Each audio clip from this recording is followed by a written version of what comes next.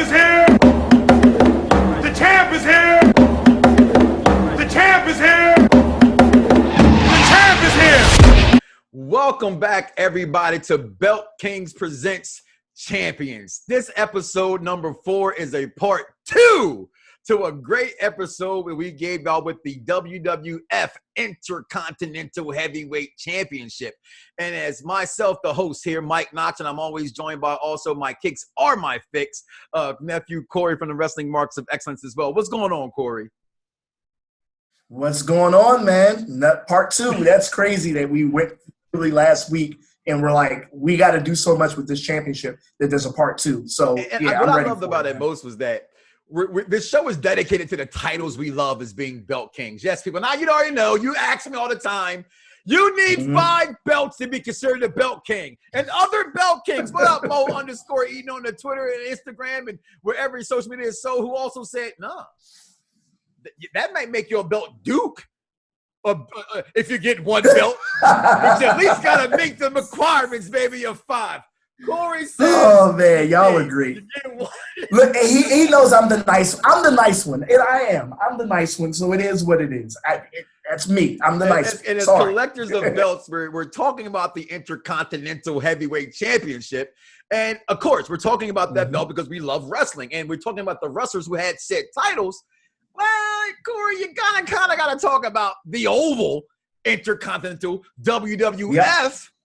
Attitude Era Intercontinental belt, and then we can give you the proper Mount Rushmore of champions for this belt, and then the combined 2 belts. It's part 2, Corey. Yeah, sure. And you can find episode 1, 2, 3, part 4 today, also on wherever podcasts are sold, iHeartRadio, Spotify. You got it. We are there, and follow the station that gives you all the identification at 1340 AM Fox Sports and 96.9 FM Fox Sports. Let's get into this, Corey. The WWF Intercontinental Attitude Era Championship belt. Corey, please tell the folks a little bit about this beautiful, beautiful design. 'Cause I have to say this one, too. I don't have this belt. But I didn't think I even wanted it before I did the research for this show, Corey. Okay, fair enough. And you know what? And that's funny you mentioned that because that's not one that I own either. I never had a desire for it. This belt was debuted, the Oval Intercontinental Championship, as it's affectionately called. It was debuted in 1998, day after WrestleMania 14 with The Rock. It was the designer, I believe, is Jamar, who designed some belts for WCW a little bit earlier at that time. And they were commissioned, I believe, to design the WWF belts at that point when all of the Reggie Parks design belts were retired from WWF. So this one, like I said, 1998, had a purple stripe. And this was the era, it was kind of interesting that WWE went with colored straps for their championships. Were they like purple at first? Yeah, this one was purple, and that's probably why I didn't like it. At that time when it might have been, and when they were debuted, the new World Heavyweight Championship, the Big Eagle, in which another show we'll get to, right? The Eagle was blue, the Intercontinental Championship was purple, the European Championship was green. The only one that stayed a traditional black strap was the World Tag Team Championship. And but at that time, they haven't switched the tag team titles at that point. This title. Yeah, and that's what's funny. The tag team championship was the only one that didn't have a redesign. The tag team didn't get a redesign until they changed the logos later that year or into next year, I think. But they were the only ones that didn't get a change. But we'll get into that too at another point. Okay, go ahead. But I was going to say, one of the things we always say, as my man Jeremy Johnson say, my big YouTube friend of mine, comment below, let us know your thoughts, your opinions about this show. And a lot of people get back to me and say, we're talking about the titles we have and we love. Again, we heard us. I don't have this title. Corey, you don't have this title, but it's still a beautiful belt. The conversation from part 3 led us into part 2 about this belt. So people say, well, can you talk about the thickness and the weight? And Corey, we can't really talk about belts we don't own, and that even the ones we do own aren't the ones the professionals own, right? Yeah, so what that is that when we get those questions, the first thing I'm thinking of is for people who do collect and buy the replicas from WWE Shop and things of that nature, in which I can tell you most of those are anywhere between 5 to maybe 7 pounds. It's about 4 millimeter plate thickness now. Some of the earlier replicas were 2 millimeters. But with that being said, if they're asking about the television, the actual championships that are used on television, if you have access to those championships, there's virtually no way for you to have that information of specs as far as the weight, plate thickness, because everything on television, so recently when WWE actually started selling their both their Universals and their World Heavyweight Championship, the actual TV ones, they just last year started to sell those online at $5,000. Other than that, you don't really have the specs for that. So we can always research and give you the specs on the replicas if you're going to look for that, because information is available. Well, let's give them like that. I said, let's give them that, because we can't talk well, you know about what I we can pull know that you up. can go buy. As you said. Yeah, so I can pull that up. Give me one moment. I'll for pull that those up who right actually now. want that, and that's fine, because we have a lot of those belts you're looking to buy, and if this one you want to know about buying, we're going to give you those specs. So moving forward from now on, when we talk about the titles and how they are and how they're crafted, we'll talk about how you can purchase that belt and how that will be what you will receive. Yeah. Go ahead. And most people if you ever go on WWE Shop and look at a belt that is available that for you to buy, they do actually have the specs on there with the championship. So I'm actually pulling up right now Intercontinental.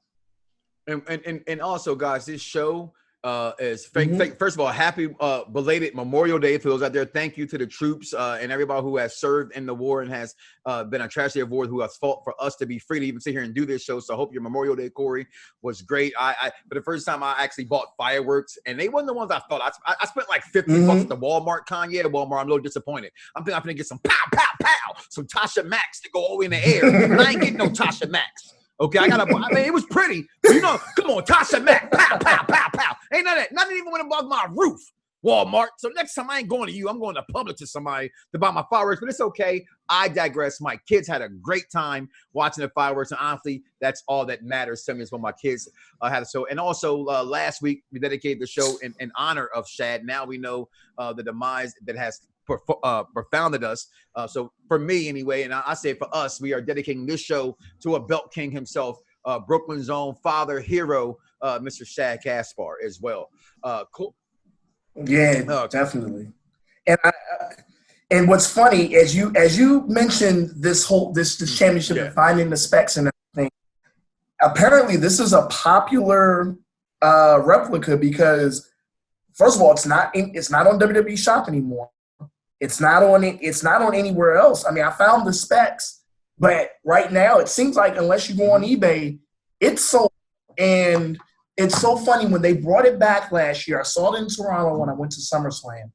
I was tempted even at then, because it was so nice that the one that has been redone, because a lot of the replicas that they've done now have been redone to where they changed the plate thickness. The last couple of years, maybe 2 or 3 years, most of the replicas that they've done, they've redone the specs of them. But I found it.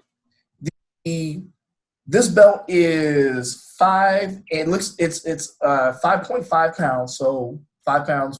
So it is the main plate, which, interestingly enough, the original, this is where they were going, WWF, in 98.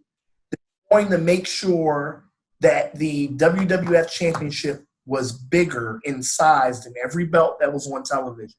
Because if you notice, a lot of the belt collectors, you all will know, when the Winged Eagle was there, when the Winged Eagle Classic Intercontinental. As I look at them side by side, I would say the Classic Intercontinental Heavyweight title is bigger than the Winged Eagle title. Well, yeah. Right. And the tag belt, I think, is bigger. Both. Yeah. So they went to make sure that whoever was carrying the world championship the belt signified that, because they wanted the belt to be bigger than the other belts. So original of this was actually pretty small. If you look at it on television, I don't have the specs of the original, but then they upgraded it and it got a little bit bigger, probably about 2001, they upgraded it. And the specs I'll read to you now are pretty much similar to what the upgrade was in 2001. The main plate is 11.4 inches by 7.5. So the length, left to right. And those who are watching on YouTube, so those who are listening via podcast, we're giving you both sides. Go ahead, professionals. Yeah, so that was the 11-inch from left to right. From top to bottom, it's 7.5 inches, about 7.5 inches. So that was pretty much the upgrade because, like I said, the one in '98 was a little bit smaller. The replica of this, like I told you earlier, weighs 5.51 pounds, so about 5.5 pounds. The side plates the first side plate, because that one is a little bit bigger than the second one.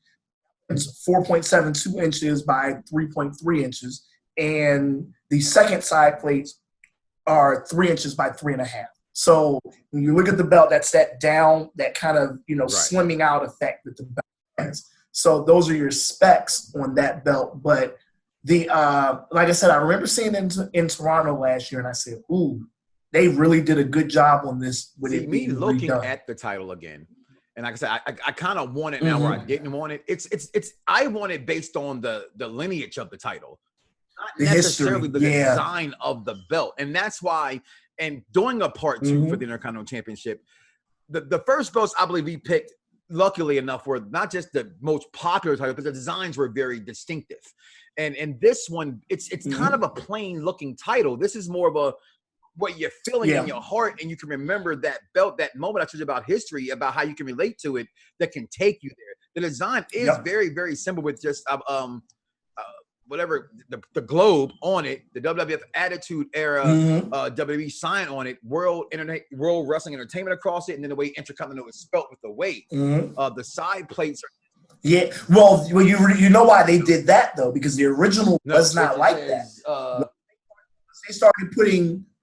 It just said Intercontinental Champion, and the part where it said Champion, that's now where the nameplate is. This is when WWE started putting nameplate onto the championship, which I believe done. I want to say maybe 2003 on what here? On the Oval Intercontinental Championship that they started putting the nameplate. Once they debuted the United States Championship, which had a I'm waiting for that though, because that's one of my favorite WWE designs of all time. I can't wait for that one. Well, that one right there. That one, the big gold. No, other side. There you go. The big gold had a nameplate on it. The WWF, which was now the Undisputed Championship, nameplate on it. So they redesigned the Intercontinental Championship to have a nameplate on it. And both of the split brand tag team championships, the Raw and SmackDown, also had nameplates on them. So the Intercontinental Championship was the only one that didn't. They redesigned it. So that's why that banner has that. But you know what? I like what you pointed out that I didn't even notice. And this is, again, why I'm myself a fan of this show. I didn't even realize that the belts were smaller or bigger, and it makes it more distinctive that your world champion title should be bigger. Like I fast forward to the day, I look at the AEW championship, and it's like, Jesus, that's the champion. You can just look at it and tell. I personally can't wait for that belt to come out, and I can purchase that belt. That is a beautiful looking design. That one's on my list too. I want that. And also this belt I find funny because, again, I'm a bigger guy who's losing weight. So guys, if you got a 52-inch waist, this belt ain't going around your waist, fatty. All right? You and me both. Okay? I'm only 2 away from that. I'm a 48. All right? I'll be down to a 42 by next year's WrestleMania. Mark my words, okay? In LA. I cannot go to LA a second time and can't take my shirt off at the beach. Okay? The shirt's coming off at the beach while I get my Roscoe and chickens. My Roscoe chicken and waffles. It's gonna be in LA. You cannot go to LA, Corey, and not go to Pinky's. Go to Roscoe Chicken and Waffles, and go to 2-1 in Lewis.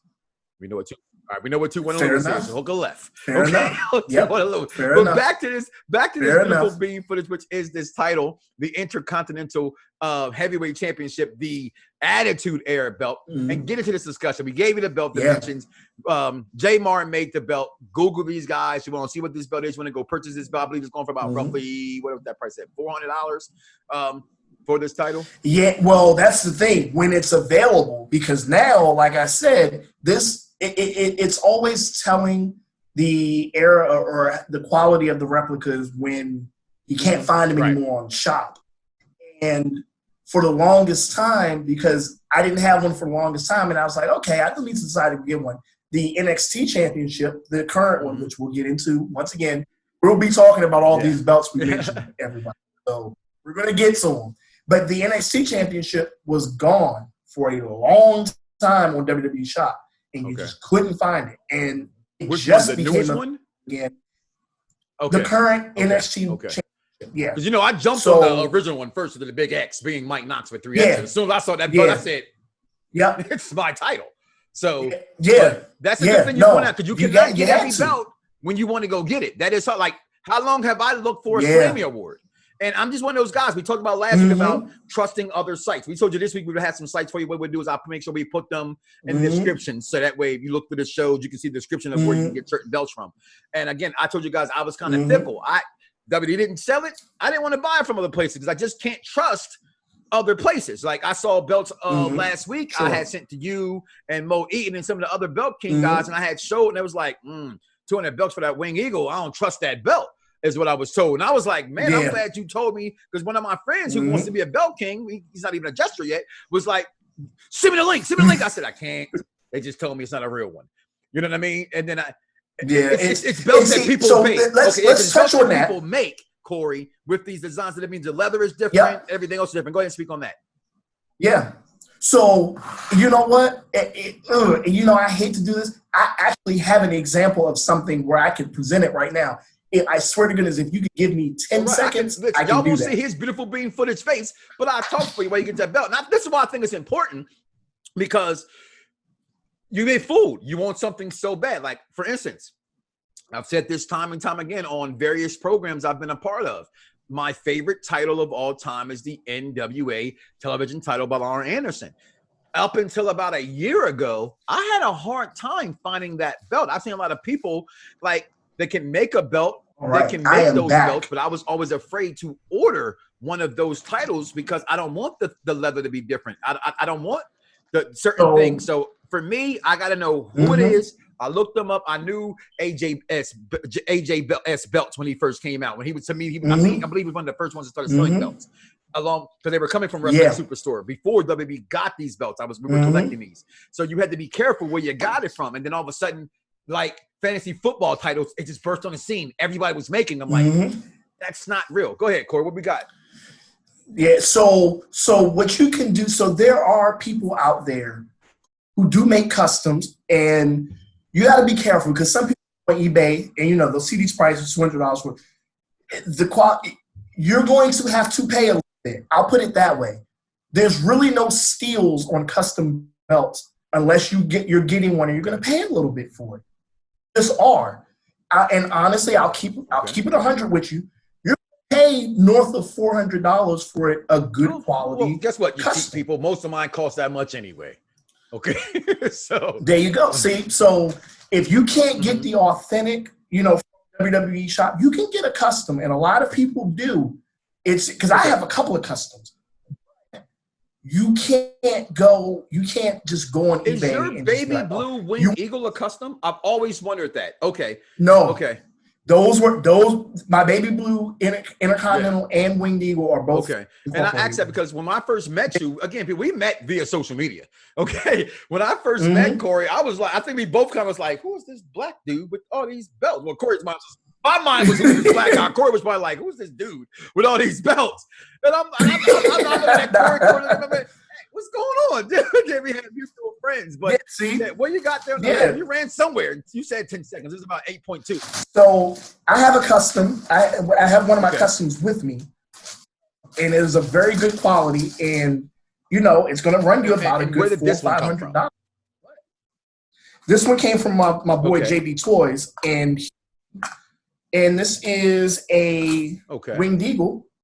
God, that belt's so beautiful. With your got your curve, got everything with it. Got your signal on. But see, that was another one I wanted, and I wanted a custom of it. And what separates this custom as you knock off your headset? Yeah, and I wanted a custom. And here's the thing, because like the one you have on the back, I have that one. I had the original one, but I said, you know what, I'm going to splurge a little bit. I wanted a custom one just to have a nice custom one also. And that's what you do. My so wing you pretty much cost that either. I want to be clear here. Yeah. I got that very lucky. A friend of mine was collecting belts with me. If y'all remember him, Wise Shabazz, the one we call Wise. He was collecting belts. He, got out of the wrestling business, so to speak. And I got that belt for $125. Okay. Yeah, and that's what you want to do. You want to catch. That's the thing. Even though you got to be leery, but if you know your stuff, a lot of these belts people sell them all the time. Stuff, they're trying to get rid of them. $200. People sell them all the time. And so they'll get rid of this stuff, and that's pretty much what you got to go by. If you're, like I said, if you're on eBay, if it's coming from out of the country, it's probably Because see, here's the thing. Now, the people who make customs and stuff, they make customs, and they may come from different parts of the world, all together to make your custom. But when it's something that ridiculously low, the old expression "too good to be true" is they had me true. You're going to pay a little bit. I was bamboozled. I was hoodwinked almost. I was about to be led astray because I said $200 for a wing eagle title. That's impossible. So I like that you had that. You spoke on customers. It's not always a bad thing. Again, guys, like anything, just do your research. And that way, you don't just jump on something right away. If you have friends, if you know people, it's okay to ask a friend about a big purchase. Okay, I don't think that's one of the things that bothers you. That, not those things where you can call yourself and Google. I used to have friends. I was like, how do I down? If you don't go Google how to download that, if you don't go YouTube that, this ain't something you can go YouTube exactly how to get a good deal on something. But again, let's move on to the first wearer and owner of this Intercontinental Attitude Era belt, Mr. Rocky Maivia, not The Rock. I'm glad you said that. Yes, Rocky Maivia. Yes, The Rock, Rocky Maivia. That's who was holding that championship. He won this title from Austin. Stone Cold Steve Austin. You're here, man. They got this little thing going on right now called Wrestle Quiz. I'm gonna tag you in it. I'm gonna get them people. All right. Okay. That's fine. My little son is saying, we're doing something for the live or Memorial Day. I apologize. And real quick story. And my daughter was like, well, he won the Royal Rumble like this. He said, Chris said, no, it was this one. And this year it was this one. And that year it was this one. I'm looking at him like, I don't even know those answers that question. But it's okay.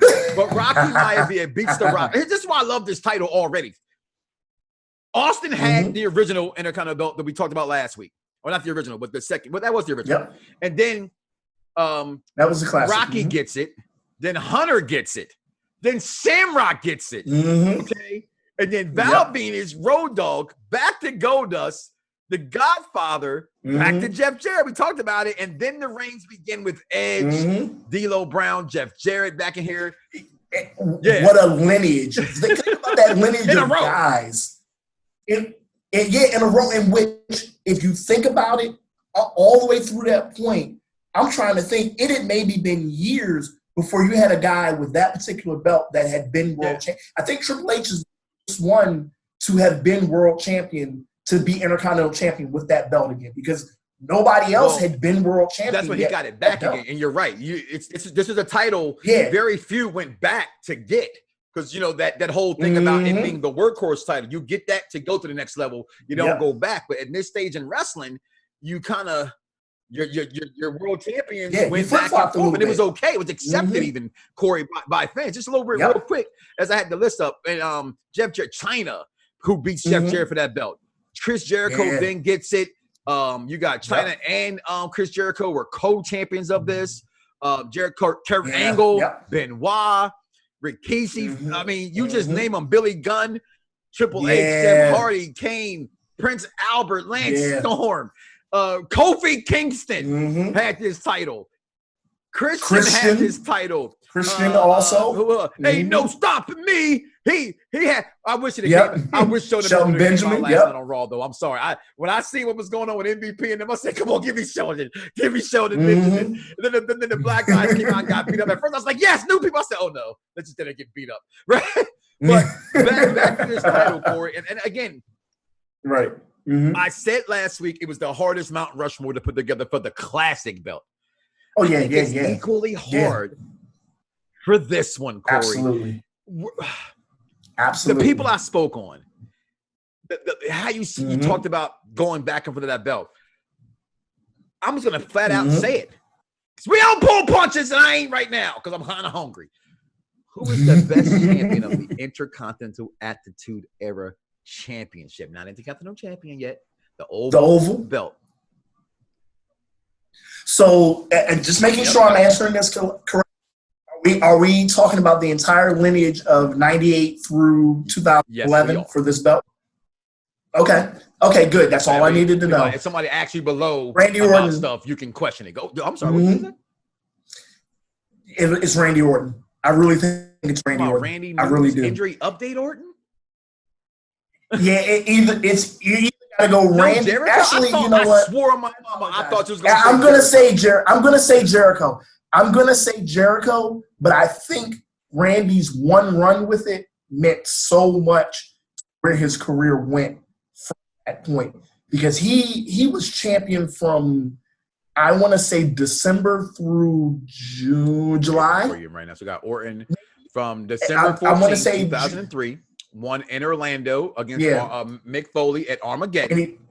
He loses that belt in July to Edge at Vengeance. And then he goes on to where next month he becomes World Heavyweight Champion. I don't think he looks back. As I'm he does talking about guys getting it and going back. Like Jericho went back. Triple H went back and had that belt again. And it's going to be Jericho. Now, I didn't even realize that Orton's only had. I'm sorry. You can continue to talking as I'm out loud. I apologize. Yeah, no, he's only one time in the Continental. And you say you would put him from that one run from December to July. Here's the thing. His one run meant more to his career than anybody else's that had it. I think his one run, because look where he went. He literally went from title and springboarded in Evolution. To be in, I'm sorry, look, not my headphones. He was the world heavyweight champion from then on. Singles career, legend, like his trajectory went straight up from having that belt. That's why I said he's up there. But it is Jericho. We're going to clear that up now. That's one. It is Jericho. However, some of the future trajectories to have that kind of. By the way, Jericho's a 9-time champion, by the way. Yep. Jericho and Miz are tied with the most reigns. So Orton, Angle, those are the two I think of that kind of skyrocketed, through having the Intercontinental Championship, in which, I mean, they were giving Kurt the world because Kurt was the Eurocontinental champion. And, we've only had, if I'm not mistaken, I think we've only had 3 Eurocontinental champions. I think D'Lo, Jarrett. Hold on. D'Lo, I know for sure. Jarrett was a Eurocontinental? That just completely went over my mind. He gave the European Championship to Mark Henry. Okay, and then he gave him the championship. Angle. Wow. And Angle. Okay. Okay. Only 3. That's interesting.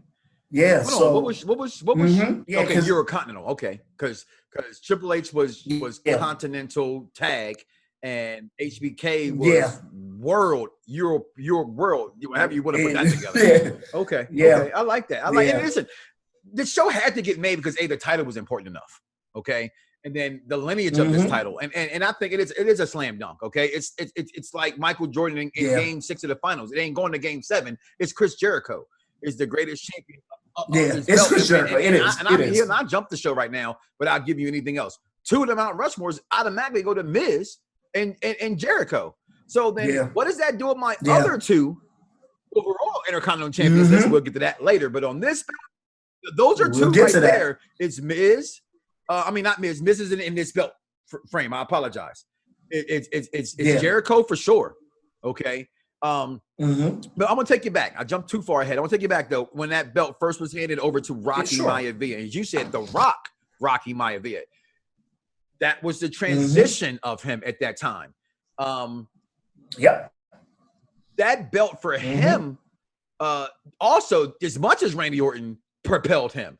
And he's the other one. Realistically, he went Intercontinental Championship and did the honors, I guess you could, and you could say that in a way, did the honors to Triple H with the ladder match.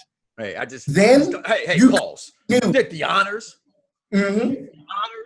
Here's why. Listen to me. Here's why. You gotta listen. I'm a chip guy. I'm looking a little offended here. Because I am too. You know that. Triple H wasn't where Rock was yet. Better rivalry with him and Rock though than him and Stone Cold, in my opinion. Yeah. Oh yeah, absolutely. And here's the thing. Where Rock was at that point, you knew when he dropped the belt to Triple H at SummerSlam that year, he was becoming world champion. And you knew that.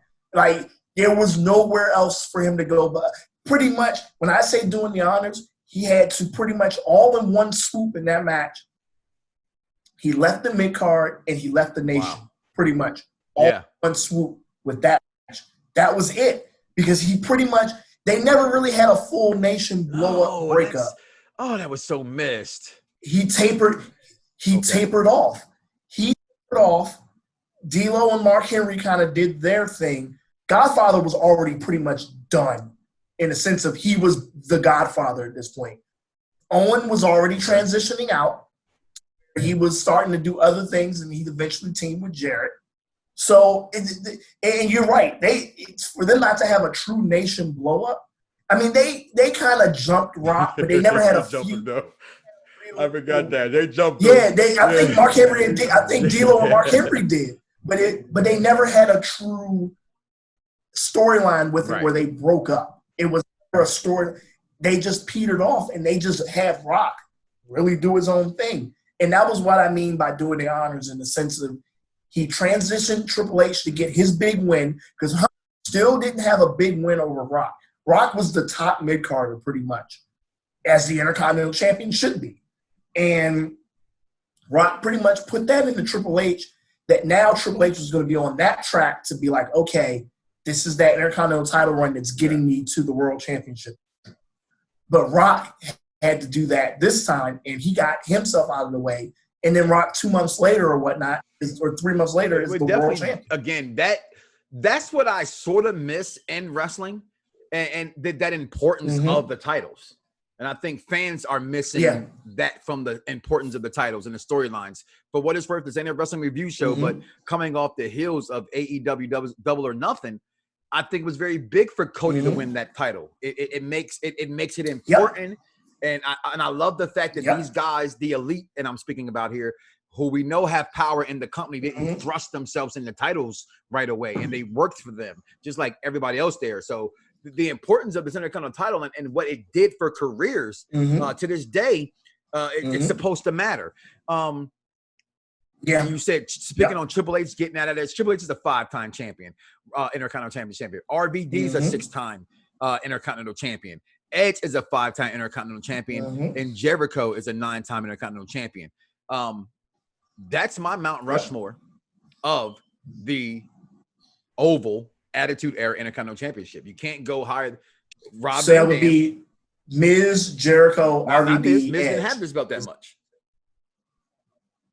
Okay, not fault. I apologize. Take Miz out of there. Miz didn't have the Oval Intercontinental Championship right. At all. Right. So and that's what we put him on the list because he had it that had that title 9 times, classic or remade or not. So I'm going Jericho, I'm going Edge, I'm going RVD, and I'm going Triple H as the Mount Rushmore of the over Intercontinental title. RVD put such a great spin on this belt, and I'm gonna speak on RVD real fast, Corey, because as a guy who was not the biggest ECW fan. And I want people always to say this, and I always feel like I got to repeat it so people don't understand because you never know who's listening for the first time. You can listen anywhere wherever podcasts are sold. simply free. Just Google BDSR Network and you will see that, or just Google Belt Kings. I was on the phone this morning with WWE Shop. So I had ordered some shirts over the weekend, and all of a sudden yesterday they were buy one, get one for $1. Mm-hmm. So I got a big refund that came back to me. Okay. So I'm talking to the guy. He's like, oh, I just Google Belt Kings. Yo, wow. So for those who don't know, here's the thing. I am friends with guys in the business. So when I crap on a company, I'm talking about the company, not the guys or the talent ever. Okay. I just was not a big ECW fan other than certain guys. RVD was my guy coming from ECW.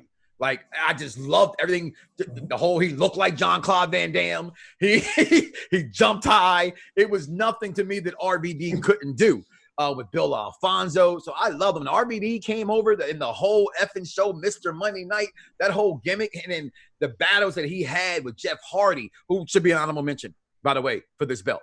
Okay. And how many times he get it, and the way that he defended this title. Okay. Because this title was defended. And to me, one of the greatest.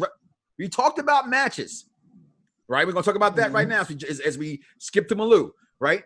Mm-hmm. And it was WWE, I got to look it up, intervention or integration. When they went, it was pretty much ECW, WCW versus Invasion. And RVD and Jeff Hardy to me had one of the greatest matches for the Intercontinental I've ever seen. Well, that was actually for the hardcore championship. Ooh, that's even wrong. I apologize. But anyway, that match was great. So moving on. I've never been a fan of Jeff Hardy's ring work. I love him as a star. Mm-hmm. I just, we look at wrestling different. He's not a Bret Hart. He's not a Kurt Angle. Yeah. You know what I mean? So that match, I was like proven wrong. And I'm like, this guy can really go in the ring fast. It reminded me so much of WrestleMania 3 Savage versus Steamboat. I think they must have channeled that match, Corey, and just back and forth. And the speed of that match is. I was out of breath watching the first 3 minutes of how fast these guys was going, Corey. Right. Yeah. They were. Yeah. No. That, and there was never a slowdown. Right. So that makes it even better that there was never a slowdown. Some of your favorite matches for this Intercontinental title, as I brought that up. Definitely Triple H Rock ladder match. One of the most underrated matches of all time. It really is. It was really that good. As funny as it may sound, also the Good Housekeeping match with Jarrett and Chyna, just because of Chyna getting there and because we had never seen that. For Chyna to win not just a championship, but the Intercontinental Championship as a woman. Yeah, no, that's a big deal. So that one's up there as well. Definitely, I would say, a lot of them are for 98. That's a great year. The 2 out of 3 falls with Triple H Rock for Intercontinental Championship. I want to also say something. I'm waiting for this one. I'm going to say Edge versus Christian. Yes, which one? Which one? Okay. The ladder match. Okay. The ladder match. That was so good. The ladder match. St. Louis, as a matter of fact. Yep. The ladder match. That one was good. I'm gonna let you say what you think I was gonna say. I thought you was gonna give me the triple threat match for the Euro Intercontinental title that Kurt Angle lost both titles at WrestleMania. Oh, from WrestleMania. Yes. That was getting there. That's what I was going for. Yes. Yeah. No, that's definitely one of the ones. That's one of the ones that's up there also. What other one? Because there's so many good ones. Shelton Benjamin and Chris Jericho when Ben won the first time from Taboo Tuesday. It was still Taboo Tuesday at that time. I want to say Taboo Tuesday 04. Yeah. I think it was Taboo Tuesday 04. Shelton Benjamin winning the Intercontinental Championship. Shelton Benjamin won it at Taboo Tuesday in Milwaukee. 2004. And then lost it subsequently to Carter 2. Get some respect. Yeah, and that's Flair? I spit in the face, but I want to be clear. Ric Flair. Now, here's the thing: Ric Flair had a really good run as Intercontinental Champion. People forget that and he was part of Evolution at that time, and the way they held them belts. Yeah, Flair would walk out with that belt over the rope. If you remember at that time, it's crazy. It's crazy. Robe all the time. You're like, And if you go back and watch documentaries that they show periodically, whether it was about Ric Flair or whoever it was about, but it talked about the evolution time, that kind of giving that belt to Flair at that moment perked his career up a little bit. It gave Flair something to fight for and to as a wrestler, they got to want to still do it. And that made Flair want to still go do it during those evolution years, Corey. Yeah, it's crazy that, Flair they were able to, it wasn't just a placeholder to have Flair have something to do. Flair was a legitimate Intercontinental champion, and it made sense. So absolutely, he's one of the better ones too. Now, I'm just somebody had Gabe when we're talking about best and worst champions. They said China was one of the worst champions over, and we know we talk about the worst champions, and we couldn't find one during that time for the classic Intercontinental title. I don't think China was a bad champion ever, and I'm not going to think that Rikishi, a one-time Intercontinental champion, was a bad champion. Can you say there? Where do you stand? I don't think any, like even Santino Marella. Well, that he didn't have that belt then, so that doesn't even count. So, he did have the oval. Okay. Yeah, and Santino had. I think Santino was a two-time Intercontinental Kofi Kingston. Yes. Yep. So the worst has such a bad connotation to it, but it means so in the sense of somebody has to be the best, somebody has to unfortunately be the worst. China wasn't the greatest, that's for sure. Her runs with the Intercontinental Championship, as good as the match was, she won it in the importance. Her run was so tied into a storyline with Chris Jericho, and I could see why people say her run really didn't mean that much, because it wasn't. She was never really defending. It was storyline with Chris Jericho, and which and I see why if somebody said she's the worst, I see why they're thinking that, because they're like, well, she didn't have defenses with it, and she didn't. She had that one run-in kind of with where they mixed Hardcore Holly in there, and he's one that I really thought, man, they never made him Intercontinental champion because they could. I'm a fan of Hardcore Holly's work, and again, he to me the original protege of Cody Rhodes, or what do call him, mentor for Cody when he was introduced. Going against the culture, because they hate when you go against the culture. But I always tell people wrestling has no culture. It's all about wrestling. That is the culture. It's wrestling, and hashtag wrestling is storyline. Ezekiel Jackson, what was he doing? He won that belt in your backyard at Capital Punishment. Okay, from June to August, and then he loses that belt where Cody gets it. Ezekiel Jackson, I don't think he should have been a worthy champion of maybe having. I won't say worthy. That's unfair. That's another one, Mike, where it was tied into the storyline. It was basically tied into the storyline. He's one pretty much. Well, to be honest, Cody's another good one. I'm thinking Drew McIntyre was another good one. I almost wore that shirt today. Okay, I went with the Marvel because that's what I had on. I had to go to the DMV today, but I almost put on my Drew McIntyre The Chosen One shirt. I really did, because I knew he had that belt. I said, I'm not gonna do that to him since he got those nice side plates right now. I let him sleeping dogs lie, but you brought him up, so. And no, he was on. There weren't really too many bad ones, but I could see where if people name somebody as a bad one, it's really tied into them not really having defenses with it, but more so just being they were the Intercontinental champion because it tied into a storyline, and then they got it right off of them. So that's pretty much it. But no, are there any matches for this title? We were saying some of those. Yeah, I was saying, are there any matches for this title during that time that you were just? Does any title for this belt over title make your all-time list? Because again, I think the WrestleMania one does. The Intercontinental that man lost his belt without even freaking getting pinned. He lost 2 titles in one day. That's impressive. Yep, that one is up there. Like I said, not Jericho, Edge and Christian ladder match for the Intercontinental Championship is up there. I'm sorry. Also, RVD is something to add on to, or your argument that RVD belongs on Mount Rushmore. RVD unified 2 championships into that belt as Intercontinental Champion. He unified the Hardcore Championship and the European Championship into that championship. And RVD and Jeff Hardy, the one that unified I think that was the one that unified might have been the one that unified the European. I'm not, whichever one it unified into there, I want to say RVD and Jeff Hardy, I think that was a ladder match. And that's also another good one. So it's, or that might have been the Hardcore. It might have been the Hardcore, actually. I think Jeff Hardy, RVD, was unifying the Hardcore in the Intercontinental Championship into one belt. So at that time, yeah, you look back, we're talking the height of the Attitude Era also for this belt.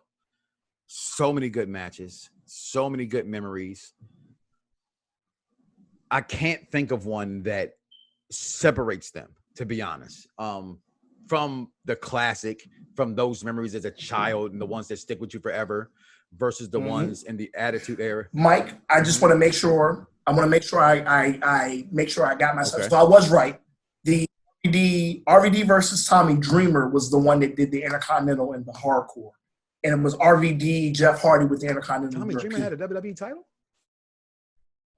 Yeah, but he was a Hardcore champion.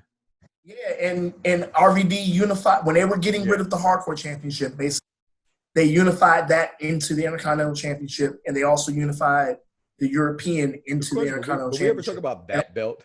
We ever talk about both that belt? Yeah. With the Hardcore, I would say I would say for entertainment value alone, we will. We get them. We will. We gotta get. We can't be biased. We gotta get. It's what it is. Titles are here, champions are here, and so is Belt Kings. But that match, I'm glad you clarified that and fixed that because somebody that's going to try to pick you apart, and they can't pick what you picked already. Yep. My Mount Rushmore. I said it was Edge. I said it was Edge, Y2J, Triple H, and RVD for the Oval title. What's yours? I would say Y2J, RVD. Edge is up there. Not up there, but on the list. Don't be treading the fence. I think we are. You know what? Yeah, I think Edge is on there. I can't even. Who are you taking off? Triple H? But Triple H is the one I would take off, and who I'm thinking I would put on there. To be honest, Chris, as close to it. I'll put it this way: it's between Kofi, Dolph, and Shelton Benjamin. Because I couldn't put on here from the later because he didn't have the Oval one, but for a small, short run. So why I didn't put him. Sheldon, you want to go there? That's fine because I think his runs were amazing with it. It's not matter how many times you've had it. Okay, Triple H had it 5 times, but how was those runs with that belt? Why does it stick out most? That's why you put them on that mat. Shelton's reminded me. You know what? Shelton's reminded me of when Bret Hart first had it. Shelton's runs, because they were just throwing anybody in there with Shelton. He was literally defending. He was just going out there and having good matches. That's almost why I'm putting Shelton on there. But the same thing could be said about Kofi Kingston. I'm putting Kofi. We're talking about Kofi. We're talking about Kofi in there. Kofi when he come out. Yep. The islands, Kofi. Yep. I'm putting Kofi on it, and especially because once again, Jericho being one of the goats of the business, he puts Kofi over. Yeah. He puts Kofi over, and I remember that first run because it was a surprise because Jericho didn't have an opponent. He pretty much was doing that whole "I'll defend against anybody" type thing, and he was not originally scheduled to be in that match. And then Kofi Kingston, all of a sudden, I mean, granted, it was in the middle of the program that Chris Jericho was having with Shawn Michaels, which was Feud of the Year that year in 2008. But, I mean, at this point, Kofi gets it, and it's such a surprise, but then Kofi has a decent run with it. Going Kofi Kingston. Well, I'm going to go Kofi's Kofi first Kingston. one at Night of Champions against Jericho. Lost it in August to Santina Morello. then Santino lost to William Regal. That was in the. William Regal had a good from run. November to January. Then Punk won it in January. JBL got his first title run in 09 with it. Rey Mysterio took it from him. Yep, and then back Rey to Mysterio. back Jericho to got Rey, it back. John Morrison, McIntyre, small run. Then Kofi pops back on the team and gets it back from May to July. Over the limit. Wow, I forgot about that pay-per-view. And over the limit. Yeah. So your Mount Rushmore is going Edge, Y2J, Kofi, and RVD. Wait a minute. No, we're not locking that in. Okay. We're not locking that in. Only because I need a lock. Lock it up. Gosh. Lock No, it up. Rock's also a good one. Randy Orton's also a good one. Once again, Randy Orton, I still feel like was the most important one for his career. You said you put Rock and Orton both having this title as important for their careers and launching them. Yeah. Remember, this ain't the overall Mount Rushmore. This is this title's Mount Rushmore. So if somebody's this not title, on it, and I'm taking Kofi off. I'm taking Kofi and putting. I'm taking Kofi off. I'm gonna put Orton for you. I'm gonna put it down in Orton. I'm gonna tell you to lock it up after that. Okay. Yeah. Right, so put Orton. Put Randy Orton. Edge, Randy Orton. Orton and RVD. All right. Mike got Edge, Y2J, Triple H, and RVD. Now, my overall Mount Rushmore for the Intercontinental title totality. This is the one people have been asking about. And how do you do that? How are you not going to have this on there? I'm going Y2J, 9-time champion. I'm going Miz, 9-time champion. And I'm going, to me, the greatest 2 Intercontinental champions of all time. I don't care. They didn't have that many title runs. They were the best with this belt. They made this belt to me important. And to this day, made it important to other wrestlers who've mimicked them. Savage and Bret Hart. So I'm going Y2J, Miz, Randy Macho Man Savage, and Bret the Hitman Hart as the Mount Rushmore of the Intercontinental Heavyweight title.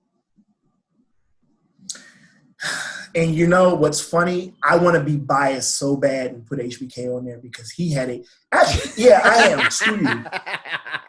I was wondering at what point was somebody's going to get screwed because your love for Shawn Michaels. Shawn Michaels, Jericho, Miz. Oh gosh, it's either Razor Ramon or Bret Hart. Oh, there can only be one young Padawan. There can only be one.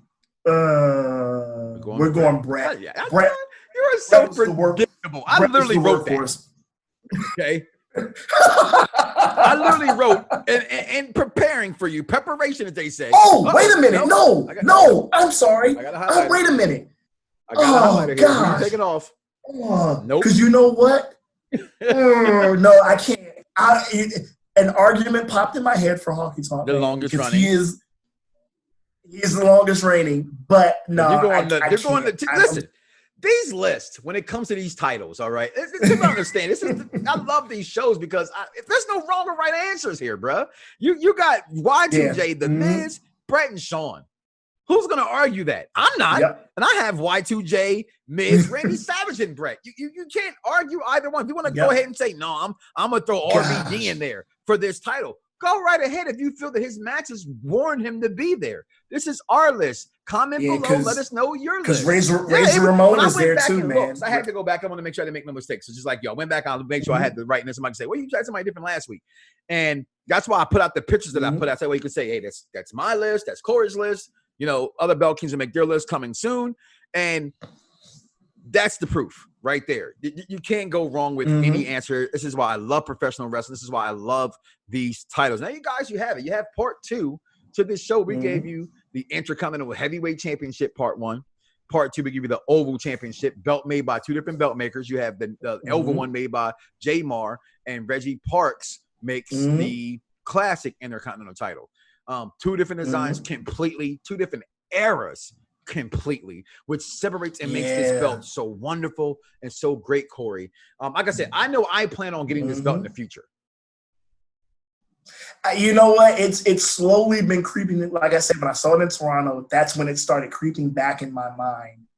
Maybe I should, because I've run into it on eBay quite a few times. It's when I see Belt King Mo _Eaton with the title.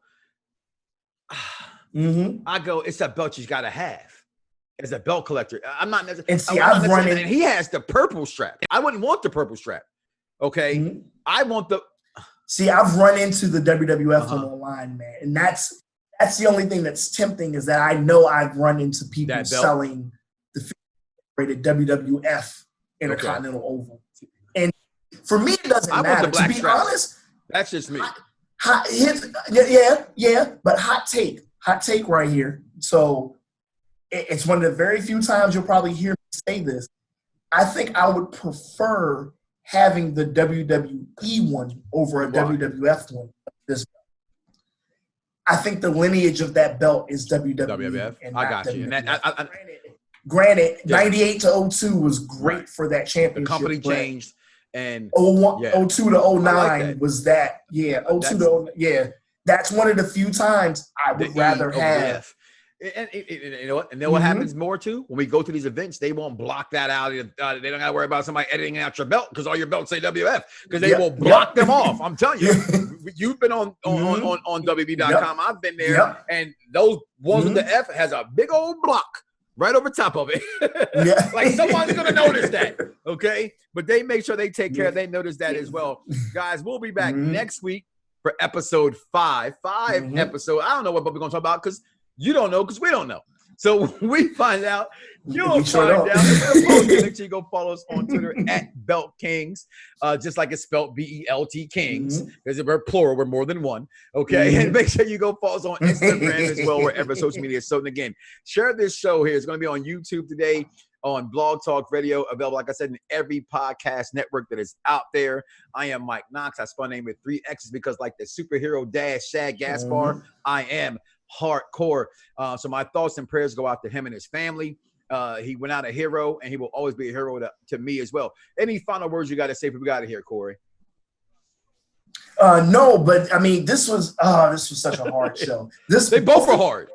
Part 1 and part 2 was really hard to do. You start thinking of these champions, and you're like, oh my goodness, I can't leave him. That's why I had that lightning bolt hit my head. I was like, dang, am I leaving Honky Tonk Man out? But that's what this show's about. Stuff hits your brain. You talk about Fred and Sean. I was waiting to see what list you were going to put them both on.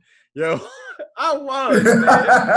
It was this one. It was this one. Listen, that is my kicks are my fix on Instagram, social media, wherever they are sold. Again, my name is Mike Knox, and guys, this has been Belt Kings Presents Champions, episode 4, part 2. Intercontinental champion, guys. With that being said, we are out of here. Enjoy your day. We'll see you next week, y'all. Peace. The champ is here.